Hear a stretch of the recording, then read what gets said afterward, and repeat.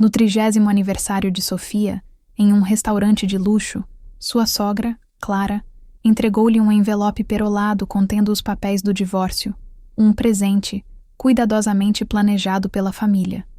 Mateus, seu marido, posicionou o celular sobre a toalha de linho, pronto para gravar a reação dela, esperando capturar sua humilhação para seu próprio divertimento. Sofia, porém, surpreendeu a todos. Com um sorriso sereno, agradeceu, assinou os documentos na hora e deixou a mesa, levando consigo um segredo que eles jamais poderiam imaginar. O ar do restaurante, carregado com o perfume opulento das flores de mesa e a tensão de um evento iminente, parecia denso, como se o próprio ambiente pressentisse o drama que estava prestes a se desenrolar. Para Sofia, aquela noite deveria ser uma celebração, um marco que sinalizasse o início de uma nova fase em sua vida. Chegar aos 30 anos era, para ela, mais do que uma data. Era a promessa de paz, aceitação e renovação após anos de lutas silenciosas. Sentada em uma cadeira de veludo vermelho, ela ajeitou o vestido azul escuro, uma peça simples, mas escolhida com cuidado, que contrastava com o luxo ostensivo do restaurante. Ela se sentia como um pássaro em uma gaiola dourada, deslocada naquele ambiente de lustres reluzentes e toalhas impecáveis. À sua frente, Clara a observava com um sorriso fino, quase imperceptível, um daqueles sorrisos que não alcançam os olhos e que Sofia aprendera a temer como um presságio de crueldade. Ao lado de Clara, Antônio, seu sogro, mantinha uma postura de neutralidade cúmplice, um homem que há muito abdicara de sua voz, deixando-a sob o comando da esposa. Mateus, por sua vez, parecia vibrar com uma ansiedade mal disfarçada, o celular posicionado discretamente sobre a mesa, pronto para registrar o momento que, ele acreditava, selaria sua vitória. A atmosfera era uma teia de falsidade, tecida com fios de cortesia forçada e uma tensão que Sofia sentia na pele, mas que, em sua esperança persistente, atribuía à formalidade da ocasião. Ela ainda não sabia, mas aquela noite não seria de celebração, seria uma execução. A vida de Sofia com a família de Mateus sempre fora um campo minado de sutilezas cruéis. Ela trabalhava como auxiliar em uma escola infantil no bairro onde crescera, um emprego que pagava pouco, mas que a preenchia com um propósito genuíno. O cheiro de giz, as risadas das crianças, os abraços apertados no fim do dia, tudo isso era seu refúgio, um mundo onde ela se sentia valorizada e necessária. Para Sofia, não havia nada mais nobre do que ajudar a moldar as primeiras letras, os primeiros sonhos, os primeiros passos de uma criança no caminho do aprendizado. Era um trabalho de paciência, amor e dedicação invisível que construía os alicerces do futuro. Mas para Clara, esse mundo era um atestado de mediocridade. Uma professora de jardim de infância, dizia ela em jantares familiares, com uma entonação que transformava a profissão em um insulto velado, como se fosse uma ocupação indigna de ser mencionada em sua presença. A frase era sempre seguida por um suspiro teatral, como se pronunciá-la causasse um desconforto físico. Mateus, com o potencial que tem, formado em engenharia, trabalhando em uma multinacional, merece alguém que o acompanhe em seu crescimento, que agregue, entende? A palavra agregar era pronunciada com um peso especial, como se Sofia fosse um passivo, um fardo que Mateus carregava por algum capricho juvenil ou, pior, por uma caridade inexplicável. Nos encontros familiares, a profissão de Sofia era o elefante na sala, um tema que Clara fazia questão de cutucar com sua vara de ironias. Quando um primo anunciava uma promoção no mercado financeiro, Clara lançava a Sofia um olhar condescendente e dizia: "Vê, querida, o mundo dos negócios é tão dinâmico, exige tanto." A frase pairava no ar, com a continuação implícita de que o mundo de Sofia era estático, trivial, reduzido a canções infantis como Ciranda Cirandinha. Quando uma prima recém-casada contava sobre suas viagens internacionais com o marido executivo, Clara comentava: Que maravilha ampliar os horizontes, conhecer outras culturas. Isso enriquece tanto a alma e, claro, o currículo. Cada comentário era uma flecha envenenada, disparada com um sorriso nos lábios, de modo que qualquer reação de Sofia pareceria um exagero, uma falta de senso de humor. Antônio, o sogro, era uma figura quase espectral nesses eventos. Ele apenas balançava a cabeça, concordando silenciosamente com a esposa, seus olhos vazios de qualquer opinião própria. Era o eco de Clara, a sombra que validava sua crueldade com uma passividade ensurdecedora. E Mateus? Ele era, talvez, a maior de todas as decepções. No início do relacionamento, ele parecia admirar a paixão de Sofia pelo seu trabalho. Dizia que achava lindo o brilho em seus olhos quando ela falava das crianças, das pequenas vitórias diárias, como ensinar uma criança a segurar o lápis corretamente ou acalmar um choro com uma história. Mas essa admiração foi corroída pela chuva ácida da desaprovação de Clara. Nos jantares, quando a sogra iniciava seu espetáculo de humilhações, Mateus desviava o olhar, envergonhado. Ele mexia no guardanapo, encarava o teto, o prato, qualquer lugar que não fosse o rosto de Sofia, que buscava nele um pingo de apoio. Ele nunca a defendia, nunca dizia: "Mãe, pare com isso. Eu amo Sofia e respeito o que ela faz." Seu silêncio era uma traição diária, uma concordância tácita, que doía mais que as palavras afiadas de Clara. Aos poucos, ele começou a internalizar o discurso da mãe. Passou a sugerir, de forma sutil, que Sofia deveria buscar algo melhor. "Amor, você é tão inteligente", dizia ele nas raras conversas sobre o futuro. Poderia tentar um concurso público, uma área administrativa. Pense no salário, na estabilidade. O que ele chamava de preocupação, Sofia ouvia como vergonha. Ele não queria que ela fosse mais feliz ou realizada. Queria que ela tivesse uma profissão que soasse bem nos círculos sociais de sua família, que não o envergonhasse diante dos colegas de trabalho ou dos amigos de infância. A humilhação era uma constante, servida em doses homeopáticas nos almoços de domingo, nas festas de fim de ano, nos comentários passivo-agressivos que minavam sua autoestima como gotas d'água desgastando uma rocha. Sofia começou a se sentir pequena, inadequada. Passou a evitar falar sobre seu trabalho, dando respostas vagas quando questionada sobre seu dia. Encolhia-se para caber no espaço cada vez menor que a família de Mateus lhe reservava. A alegria que sentia na escolinha, ao ver uma criança aprender uma palavra nova ou sorrir após um momento de insegurança, era ofuscada pela ansiedade que a invadia ao chegar em casa. O amor que sentia por Mateus era constantemente testado pela cumplicidade dele em sua desvalorização. Ela vivia em um estado de alerta permanente, tentando antecipar o próximo ataque, a próxima piada, o próximo suspiro de desdém. Sentia-se profundamente sozinha, presa em uma teia familiar que parecia determinada a consumi-la por completo, deixando apenas uma casca vazia que atendesse às expectativas de Clara. Aquele jantar de aniversário, naquele restaurante caro, era o ápice de um longo e meticuloso processo de demolição. Cansada de ser o alvo do desprezo silencioso e das piadas veladas, Sofia tomou uma decisão que mudaria o curso de sua vida, embora não da forma que imaginava.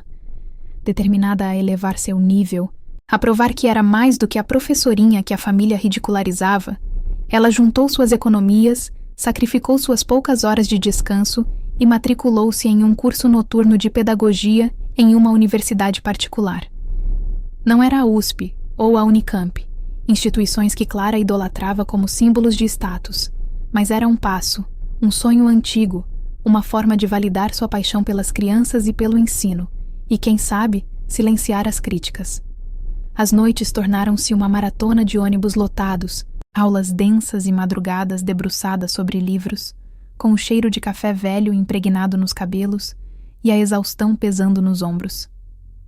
Ela chegava em casa após as 11, o corpo moído, mas com uma centelha de esperança no peito.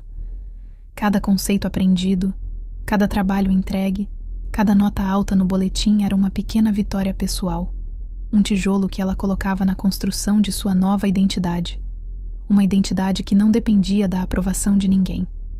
Quando finalmente criou coragem para contar, a novidade à família de Mateus durante um almoço de domingo esperava no fundo um pingo de reconhecimento, um sinal de que seus esforços estavam sendo vistos. A reação de Clara, porém, foi um balde de água fria. Faculdade à noite? Ah, querida, que esforço, disse ela, com um tom de falsa compaixão, enquanto cortava seu filé mignon com precisão cirúrgica. Mas você sabe que o mercado é competitivo. Um diploma desses hoje em dia não garante nada. É só um papel na parede. Fez uma pausa, limpando os lábios com o guardanapo de tecido, e continuou, olhando para Mateus. O que seu marido precisa, e o que toda família de bem espera, é uma esposa com um círculo social elevado, com contatos, com um sobrenome que abra portas, não um canudo de uma faculdade qualquer de periferia. A palavra periferia foi dita com um nojo contido, como se fosse algo sujo, algo que contaminasse o ambiente apenas por ser mencionado. Cada palavra era um golpe, desferido com a precisão de quem sabe, exatamente onde dói. Aquele esforço monumental, que para Sofia era um ato de coragem e superação, foi reduzido a nada, a uma tentativa patética de se encaixar em um mundo que, segundo Clara, jamais a aceitaria. Mateus, mais uma vez, permaneceu em silêncio, o olhar fixo no prato, como se a comida fosse a coisa mais interessante do mundo. Naquele momento, Sofia entendeu que não importava o que fizesse.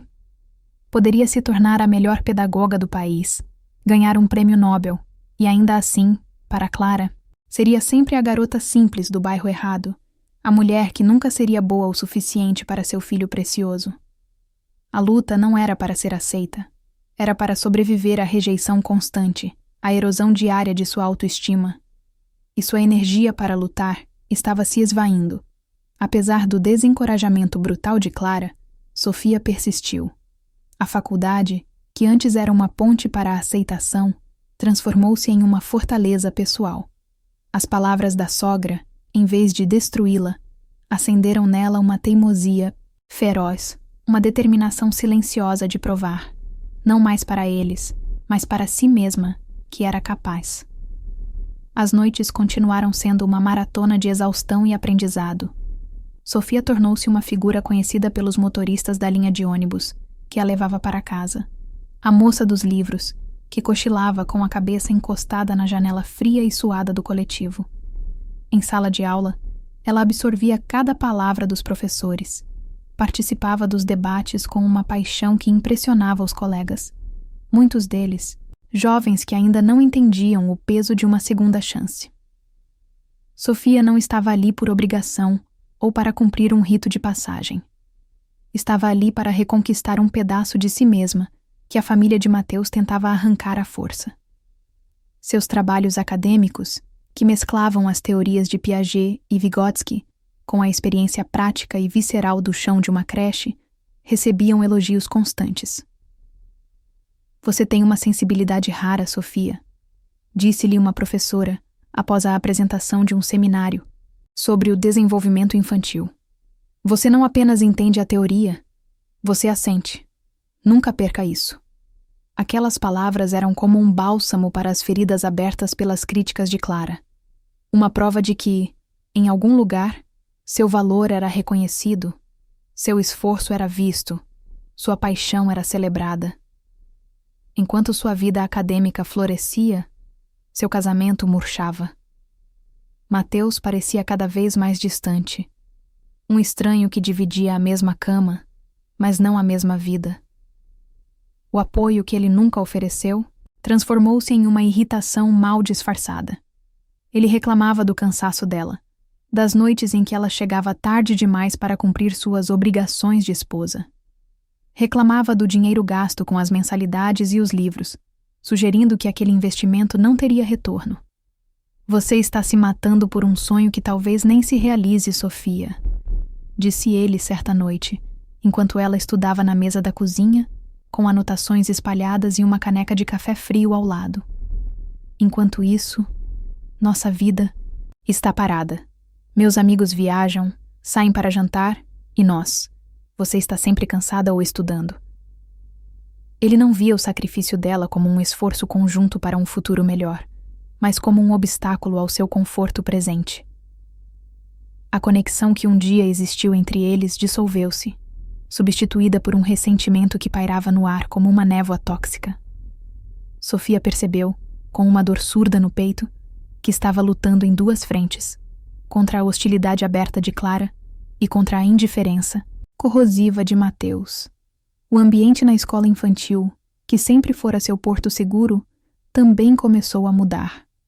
A diretora, Dona Elvira, uma mulher de bom coração, mas sobrecarregada pelas pressões administrativas, anunciou cortes no orçamento. As turmas ficaram mais cheias, os materiais mais escassos. O trabalho de Sofia, que já era exigente, tornou-se quase desumano. Ela se desdobrava para dar atenção a 25 crianças pequenas, limpando narizes, mediando disputas por brinquedos, contando histórias e ainda tentando aplicar as novas técnicas pedagógicas que aprendia na faculdade. O salário, que já era baixo, parecia ainda menor diante do esforço sobre-humano. Em dias particularmente difíceis, quando uma criança chorava inconsolavelmente, ou quando ela não conseguia impedir uma queda boba no parquinho, a voz de Clara ecoava em sua mente.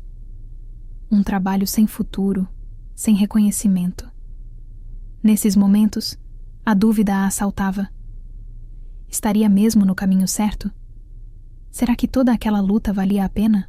A exaustão física e emocional era tão grande que, às vezes, ela se pegava chorando silenciosamente no banheiro da escola. Um espaço pequeno com cheiro de desinfetante. O único lugar onde podia desmoronar por 5 minutos, antes de colocar um sorriso no rosto e voltar para a sala de aula. Foi em uma tarde cinzenta de terça-feira, dias antes de seu aniversário, que o destino resolveu intervir de uma forma que ela jamais poderia imaginar. Ao chegar em casa, após um dia particularmente desgastante, na escola, Sofia encontrou a correspondência empilhada sobre o aparador da entrada.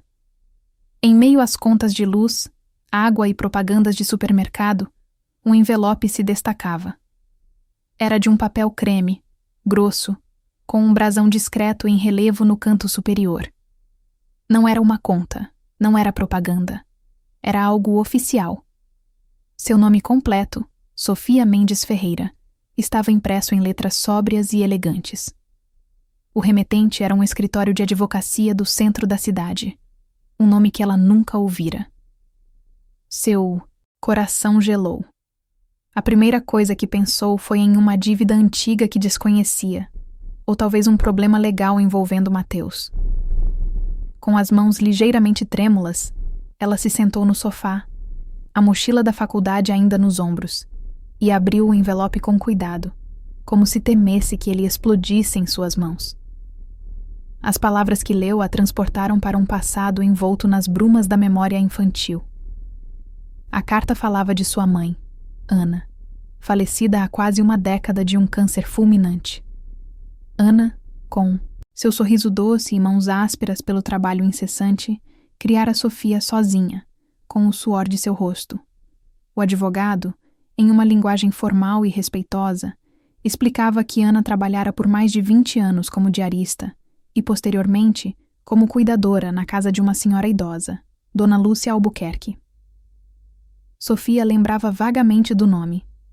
Sua mãe às vezes mencionava a patroa, uma mulher solitária que vivia em um casarão antigo e que gostava de ouvir as histórias que Ana contava sobre sua filha, sobre a vida simples que levavam, sobre os sonhos que acalentava para Sofia. A carta prosseguia, e cada linha parecia mais surreal que a anterior. Dona Lúcia, que falecera aos 94 anos, alguns meses antes, era viúva e não tinha herdeiros diretos, nem sobrinhos ou parentes próximos que a lei reconhecesse. Em um testamento lavrado anos antes, um documento que o advogado anexara em cópia, a idosa deixara uma parte significativa de seus bens para a única pessoa que, segundo suas próprias palavras, lhe demonstrara lealdade, afeto e cuidado em seus anos de solidão e esquecimento: Ana Mendes. Sofia sentiu o ar faltar em seus pulmões. Sua mãe? Uma herdeira? A mulher que contava moedas para pagar o aluguel no fim do mês? Parecia uma piada, um engano cruel. Mas a carta era clara, e a cópia do testamento, com o reconhecimento de firma do cartório, parecia inquestionavelmente real. E então veio o golpe final. A frase que fez o mundo de Sofia girar em seu eixo. Como Ana, a beneficiária primária, já era falecida, a herança, por direito de sucessão, passava diretamente para sua única filha e herdeira legal, Sofia. O choque foi tão intenso que ela precisou se levantar e andar em círculos pela pequena sala, a carta tremendo em suas mãos. Releu o documento 3, 4, 5 vezes, tentando assimilar a informação. A herança não era uma quantia simbólica, um agrado. A lista de bens anexada pelo advogado era vertiginosa. Incluía o casarão onde Dona Lúcia vivera, uma propriedade suntuosa em um dos bairros mais nobres e arborizados da cidade, um lugar que Sofia só via pela janela do ônibus a caminho do centro. Além do imóvel, havia uma carteira de investimentos financeiros, ações, fundos, títulos do tesouro, cujo valor total a fez ler o número várias vezes para ter certeza de que não estava adicionando zeros a mais. Era uma fortuna, uma quantia que ela não conseguiria juntar nem em 10 vidas com seu salário de auxiliar de classe. Naquele instante, sentada no sofá gasto de seu apartamento alugado, com o mundo girando ao seu redor, Sofia sentiu algo que não sentia há muito tempo. Poder. Não o poder arrogante do dinheiro que Clara tanto idolatrava, mas o poder silencioso e profundo da escolha, da independência. Pela primeira vez em anos, vislumbrou um futuro onde não precisaria da aprovação de ninguém, onde sua felicidade não dependeria de ser aceita por uma família que a via como inferior. Ela poderia sair daquele apartamento, terminar sua faculdade sem se preocupar com as mensalidades, pedir demissão da escola e abrir seu próprio negócio. Talvez uma creche com o método pedagógico em que tanto acreditava. Poderia viajar, conhecer o mundo ou até se divorciar de Mateus. Essa última ideia a atingiu com a força de um raio. Ela poderia simplesmente ir embora. Uma onda de clareza fria e cortante a invadiu. Sofia decidiu guardar aquele segredo. Não contaria a Mateus, nem a ninguém. A revelação seria sua carta na manga, seu trunfo, a armadura que a protegeria no campo de batalha que se aproximava.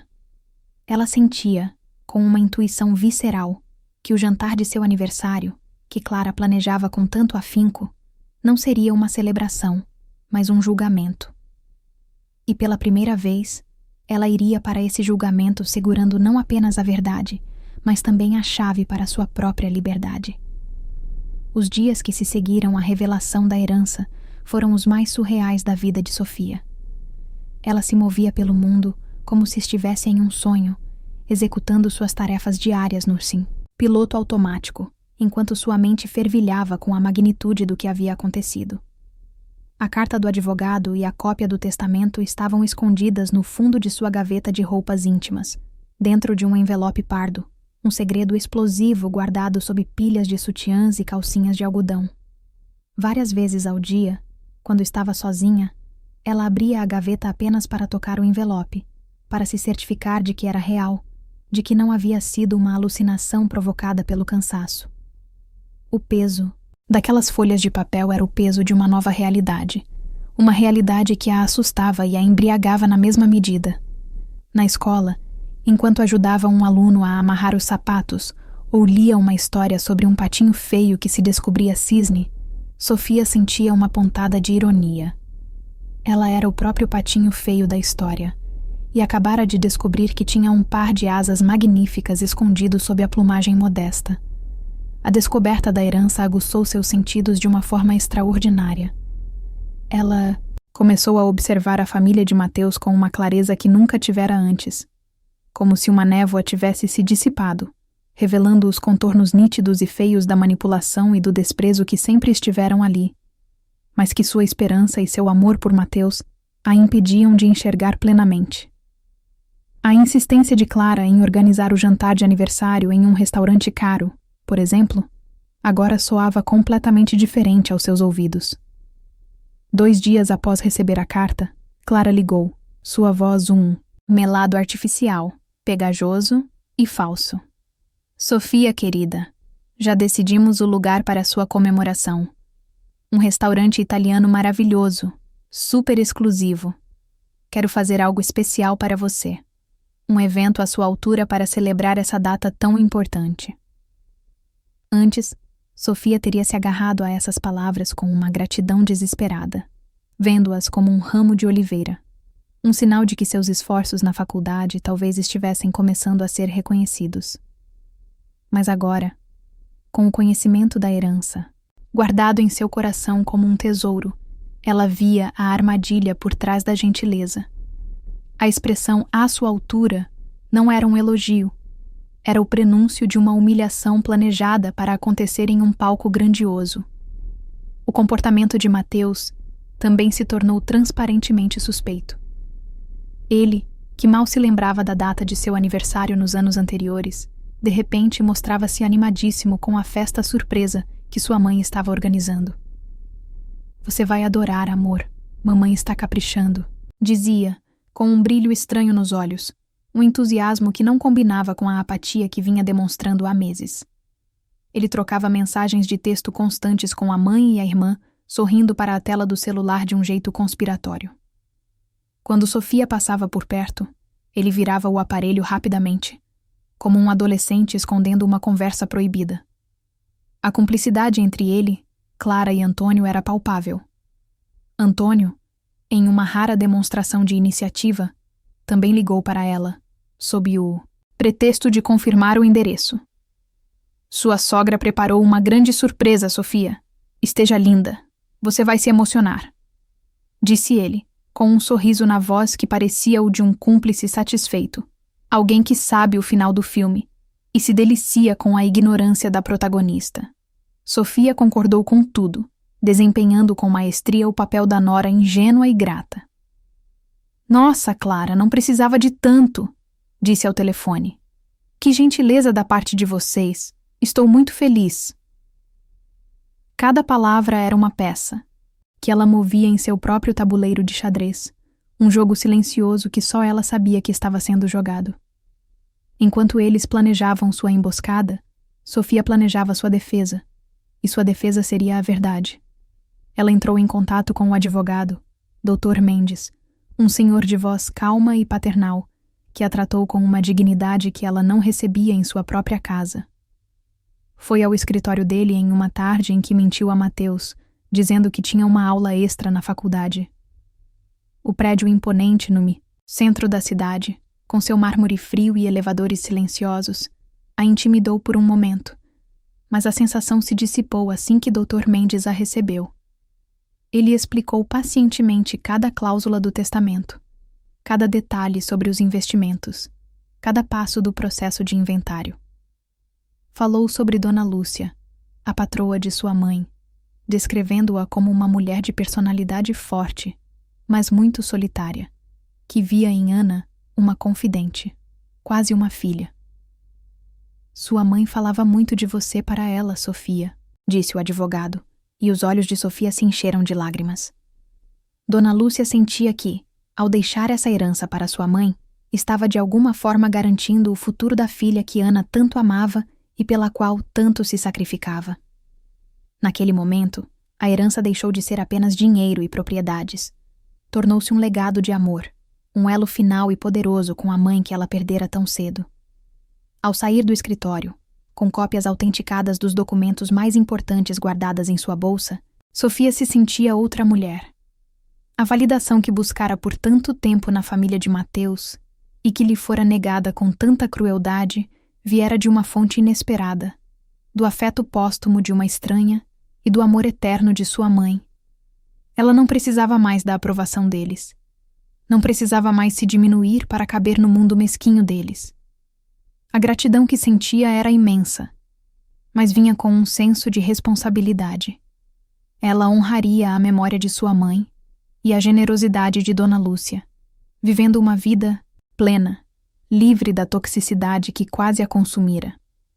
O plano para o jantar de aniversário começou a se formar em sua mente, não como um ato de vingança, mas como um ato de libertação. Ela não iria para a guerra, iria para sua declaração de independência. Nos dias que antecederam a festa, Sofia se preparou como uma atriz se preparando para o papel de sua vida. Continuou sua rotina, ia para a escola, para a faculdade, cuidava da casa, mas por dentro estava em um estado de calma e foco absolutos. Observava Mateus com uma distância quase clínica, notando como ele evitava seu olhar, como seus toques eram protocolares, desprovidos de afeto genuíno. Ele estava apenas cumprindo um papel, esperando o momento de dar o golpe final. A ironia era que Sofia também estava atuando, e sua performance era infinitamente mais convincente. Na véspera de seu aniversário, Mateus a abraçou na cama, um abraço que pareceu ensaiado, desprovido de calor. "Amanhã será um dia inesquecível, meu amor", sussurrou ele, em seu ouvido. "Sim, será?", respondeu ela, com o rosto afundado no peito dele, para que ele não visse o sorriso determinado que se formou em seus lábios. Ele pensava que estava se despedindo da esposa pobre e sem futuro. Mal sabia que estava se despedindo de uma mulher que, em poucas horas, se tornaria mais rica e poderosa do que ele jamais sonhara ser. A contagem regressiva para a noite do acerto de contas havia começado, e Sofia, pela primeira vez, sentia que tinha o controle total do roteiro.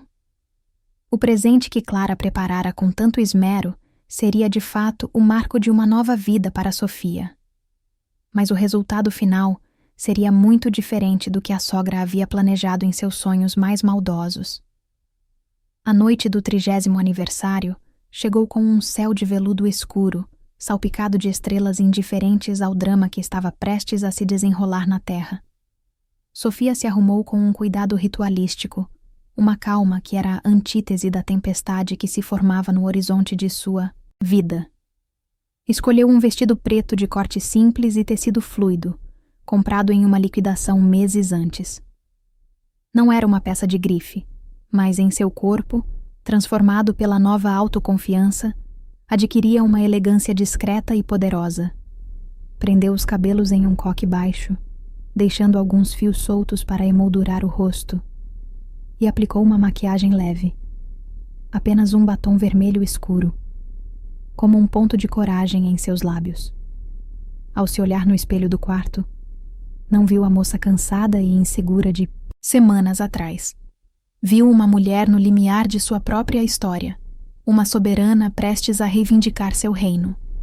Na bolsa, ao lado da carteira e do celular, repousava o envelope pardo, contendo as cópias autenticadas do testamento e da matrícula do imóvel. Era sua arma, sua declaração, seu passaporte para a liberdade. Mateus a esperava na sala, impaciente, já vestido com uma camisa social que cheirava a amaciante e pressa. "Você está linda", disse ele, mas seus olhos passaram por ela sem realmente a verem. O elogio foi automático, um item riscado de uma lista de coisas a fazer antes do grande evento. Ele estava mais interessado em seu relógio, na logística da emboscada. "Vamos. Mamãe já deve estar chegando lá. Ela odeia atrasos." Durante o trajeto de carro, um silêncio pesado se instalou entre eles.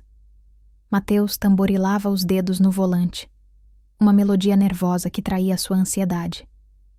Sofia olhava pela janela, observando as luzes da cidade passarem como borrões, sentindo uma paz estranha. Era a calma que antecede a batalha, a certeza de quem conhece seu próprio poder e sabe que, independentemente do resultado, não sairá derrotada. Ela não sentia mais a necessidade de preencher o silêncio, de buscar a aprovação dele, de decifrar seu humor. Mateus havia se tornado um personagem secundário em sua própria vida, e ela o observava com a curiosidade distante com que se observa um ator em um palco. O restaurante escolhido por Clara era exatamente como Sofia imaginara, ostensivamente luxuoso, um santuário de bom gosto duvidoso. Um manobrista de uniforme engomado abriu a porta do carro. O interior era um espetáculo de excessos, com lustres de cristal pendendo baixos demais, arranjos de flores que pareciam gritar sua importância e um burburinho de conversas abafadas pelo carpete grosso. Clara e Antônio já estavam à mesa, uma mesa proeminente, escolhida a dedo para ter a máxima visibilidade. Clara se levantou para recebê-los, vestida com um tailleur de seda crua que, provavelmente, custava mais que o salário anual de Sofia. Deu 2 beijos no ar, um de cada lado do rosto de Sofia, o perfume forte invadindo suas narinas. Querida, feliz aniversário. Você está adequada, disse ela. O elogio finalizado com uma avaliação rápida que ia dos sapatos ao cabelo, deixando claro que adequada era o máximo que se podia esperar. Antônio apenas acenou com a cabeça, um sorriso vago no rosto, já se servindo de uma taça de vinho tinto. A mesa estava posta para 4, mas a Bamoaniads, energia ali, era a de um pelotão de fuzilamento esperando sua vítima. O jantar arrastou-se em uma encenação de normalidade. Clara falava incessantemente sobre sua última viagem à Europa, sobre o filho de uma amiga que passara em um concurso para diplomata, sobre a desvalorização do mercado imobiliário em bairros menos favorecidos. Cada assunto era uma oportunidade para traçar uma linha entre o mundo deles, o mundo do sucesso, do dinheiro, da relevância, e o mundo de Sofia. Ela fazia perguntas sobre a faculdade de Sofia, mas não esperava pelas respostas, interrompendo-a para contar uma anedota ou chamar o garçom.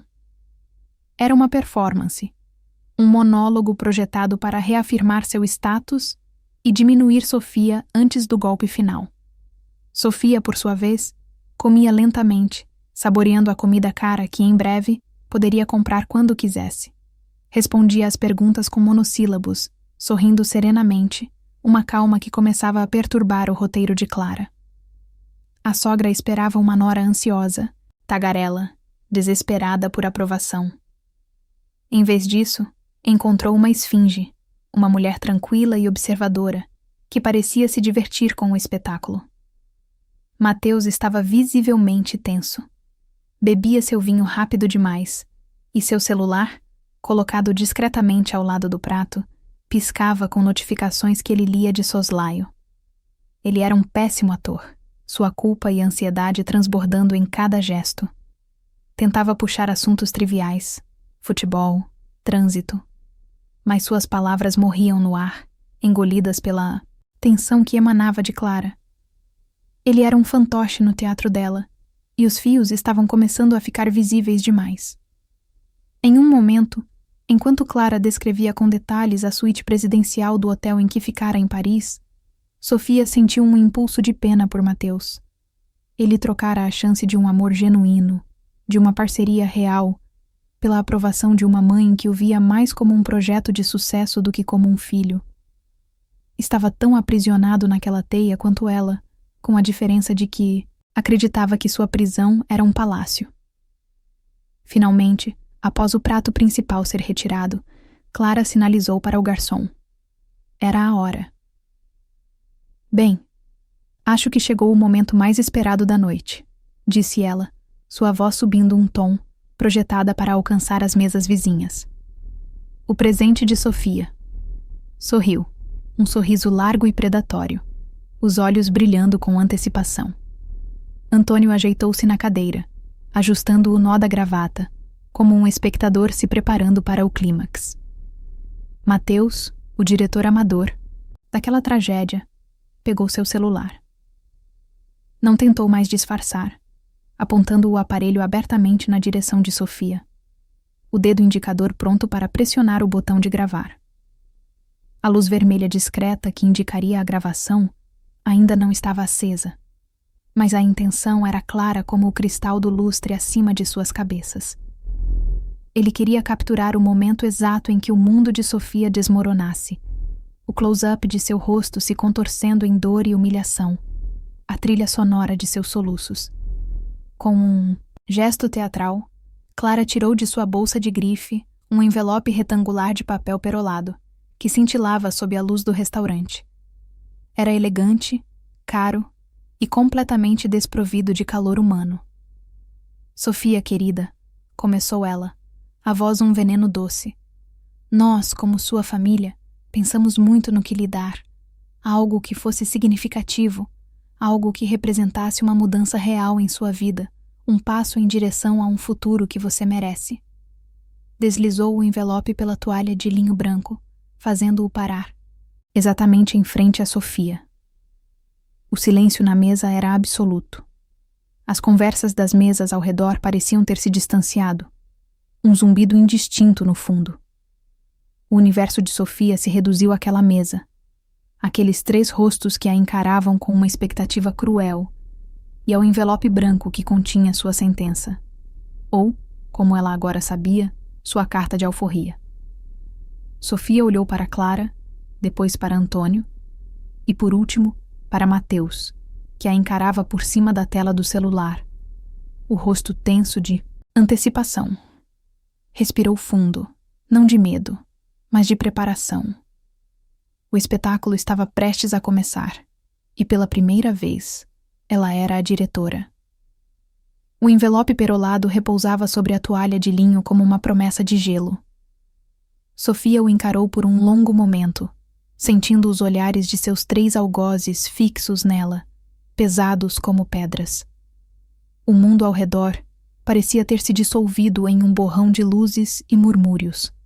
Só existia aquela mesa, aquele instante suspenso no tempo. Mateus pressionou o botão do celular. Uma minúscula luz vermelha piscou no canto do aparelho, o olho do ciclope agora oficialmente aberto, faminto pela imagem de sua devastação.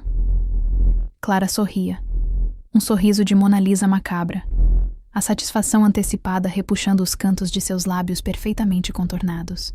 Antônio pigarreou, um som nervoso que quebrou o silêncio tenso. "Abra, Sofia", disse ele, a voz um pouco mais alta que o necessário. Sua sogra escolheu com muito carinho. A ironia era tão espessa que poderia ser cortada com a faca de peixe ainda sobre a mesa. Com uma calma que surpreendeu a si mesma, Sofia estendeu a mão e pegou o envelope. O papel era liso e frio ao toque. Não o rasgou com a ansiedade que eles esperavam. Em vez disso, passou o dedo pela aba, descolando-a com uma precisão deliberada, como se estivesse abrindo uma correspondência de rotina. O som suave do papel se separando foi o único ruído naquele vácuo de expectativa.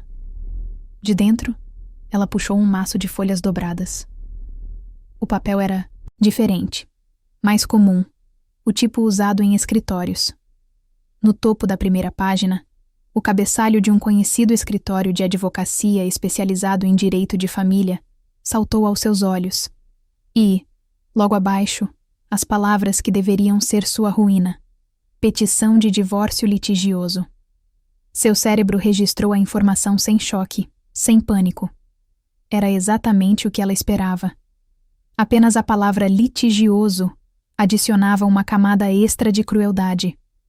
Eles não queriam um divórcio amigável, queriam uma briga, uma guerra para subjugá-la ainda mais. Sofia folheou os documentos lentamente, página por página. A petição, redigida em um jargão legal impessoal, citava diferenças irreconciliáveis e incompatibilidade de projetos de vida. Havia uma cláusula sobre a partilha de bens, que era comicamente simples, já que o apartamento era alugado e o carro financiado no nome de Mateus. No final, a linha pontilhada para sua assinatura, um espaço em branco esperando para selar seu destino de acordo com o roteiro deles. Enquanto lia, Sofia podia sentir a impaciência crescendo na mesa. Aquela calma não era a reação que eles haviam ensaiado. Onde estavam as lágrimas? Onde estava a súplica? O não, Mateus. Por favor, não faça isso. Onde estava o drama que faria o vídeo de Mateus viralizar no grupo da família? E então, querida? Disse Clara, a voz cortando o ar, afiada como um estilete. Não vai dizer nada? Ficou sem palavras com nossa generosidade? O sarcasmo era explícito agora. A performance da Nora Grata havia acabado. Sofia levantou os olhos dos papéis. Não olhou para Clara, olhou diretamente para Mateus, para o homem que um dia a amara, que agora a filmava com a frieza de um documentarista da vida selvagem, registrando o abate de uma presa. Em seus olhos, ela não viu ódio, nem tristeza. Viu apenas um vazio. A constatação final de que o homem com quem se casara não existia mais. Se é que um dia existira. E então, algo extraordinário aconteceu. Em vez de chorar, Sofia sorriu. Não um sorriso forçado ou amargo, mas um sorriso genuíno, sereno, quase divertido, que iluminou seu rosto e confundiu completamente seus adversários. Uma caneta, disse ela, a voz clara e firme. Vocês pensaram em tudo, imagino. Clara, pega de surpresa, hesitou por um instante. Depois, como se retomasse o controle, tirou de sua bolsa uma caneta de grife, pesada e dourada, e a colocou sobre a mesa com um clique seco. Claro, querida, para facilitar as coisas. Sofia pegou a caneta. O metal era frio e pesado em sua mão. Posicionou os papéis sobre a mesa. Encontrou a última página, a da assinatura, e, sob os olhares atônitos de Clara, Antônio e Mateus, assinou seu nome com uma caligrafia fluida e elegante, Sofia Mendes Ferreira. O traço final foi um floreio de pura e inegável liberdade. Não hesitou, não tremeu. Foi o autógrafo mais importante de sua vida. Empurrou os papéis assinados de volta para o centro da mesa. O celular de Mateus vacilou em sua mão, a imagem tremendo por um segundo. A testa de Clara se franziu em uma expressão de completa perplexidade. Antônio piscou várias vezes, como se tentasse ajustar o foco de uma cena que não fazia sentido. Aquilo não estava no roteiro. A vítima não estava se comportando como vítima. Obrigada, disse Sofia, e sua voz ressoou com uma sinceridade que os deixou ainda mais desorientados.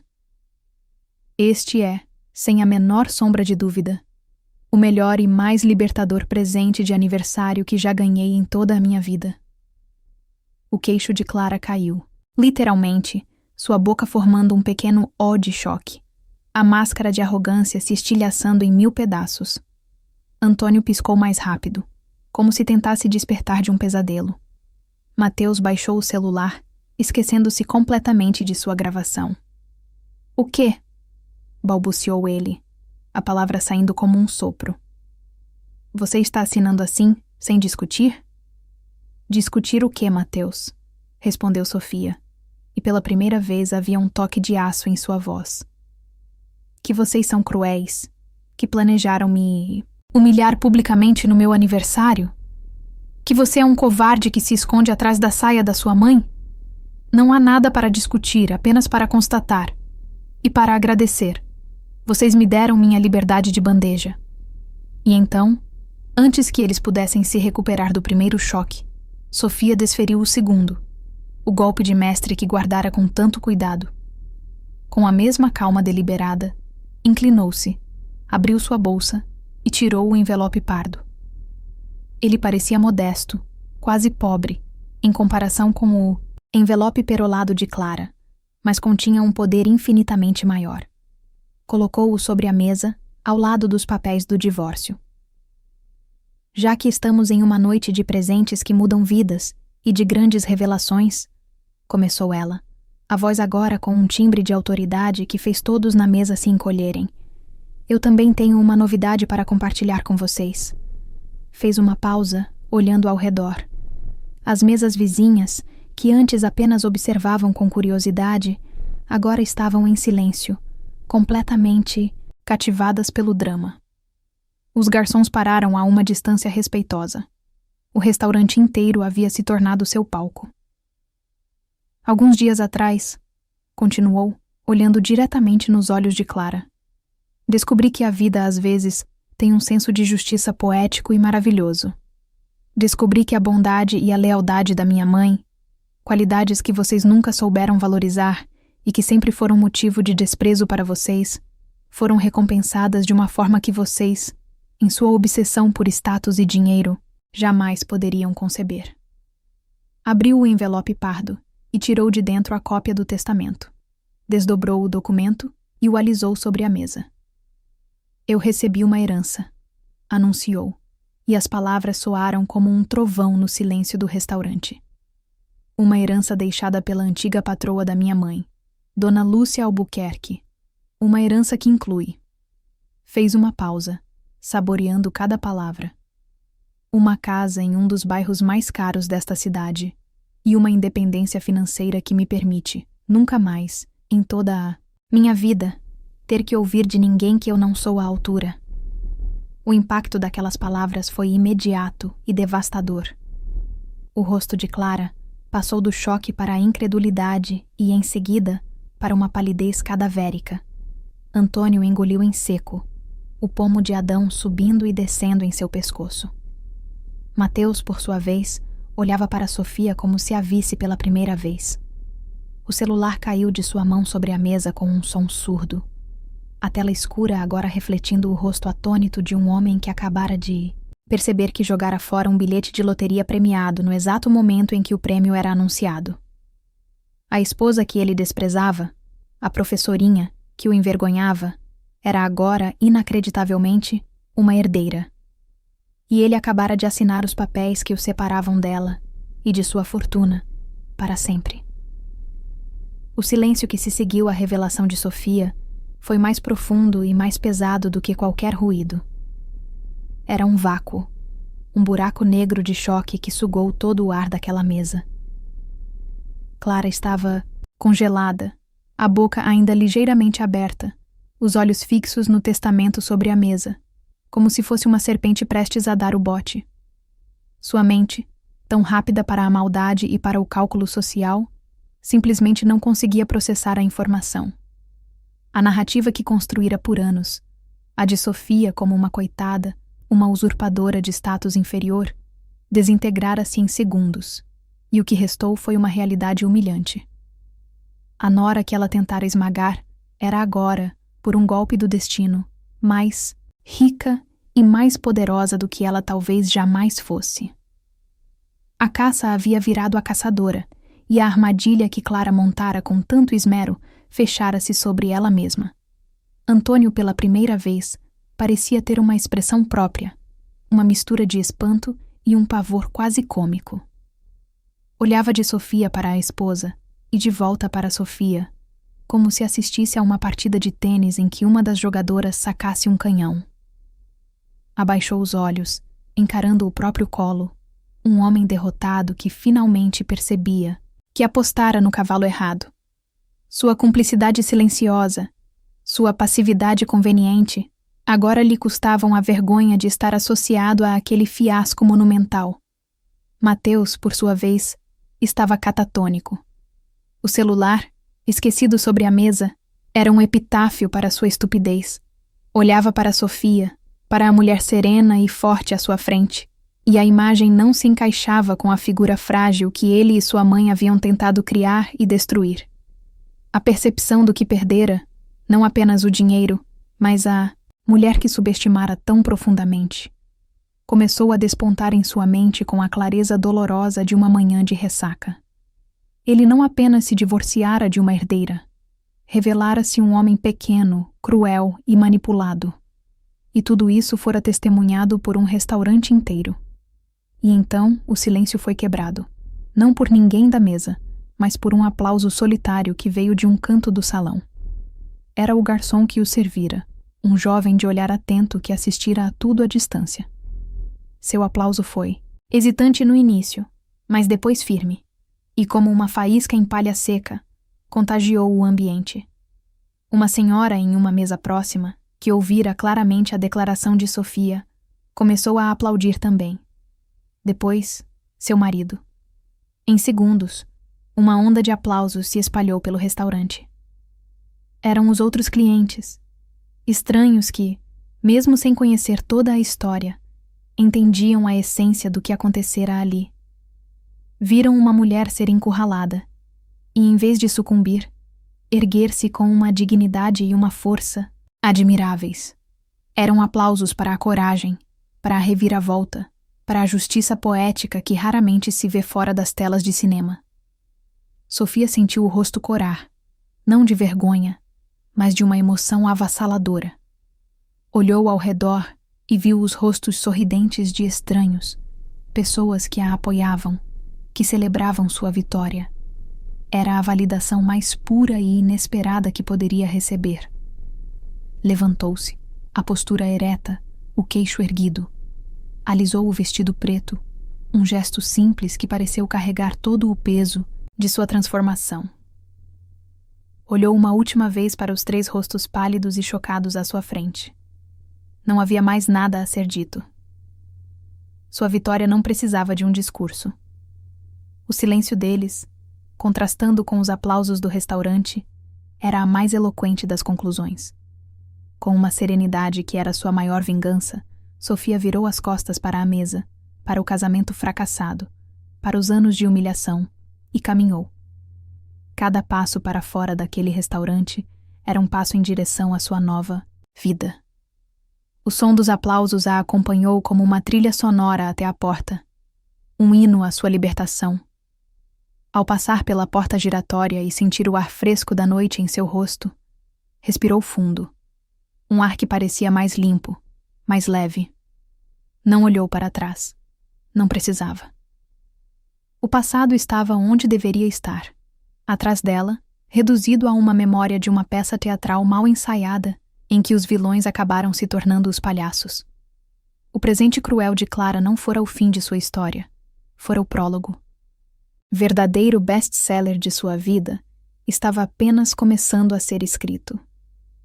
E, pela primeira vez, a autora era ela. Caminhando sob o céu estrelado, com a cabeça erguida e o eco da vitória ressoando em seus ouvidos, Sofia deu o primeiro passo para o resto de sua vida. Uma vida que ela construiria nos seus próprios termos.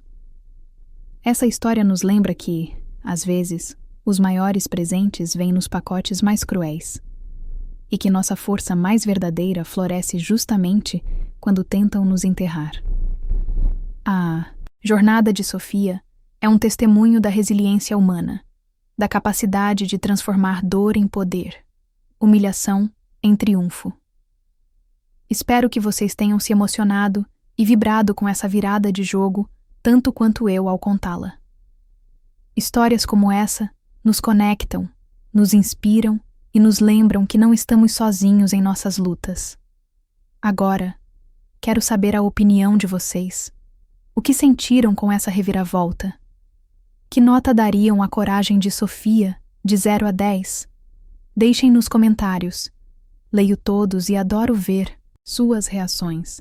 Se acreditam no poder das histórias para inspirar, curar e nos fazer sentir menos sozinhos, deixem seu like e se inscrevam no canal. Assim, sempre que uma nova história como a de Sofia surgir, vocês serão os primeiros a embarcar nessa jornada conosco. Muito obrigado por sua audiência, por seu tempo e por sua sensibilidade.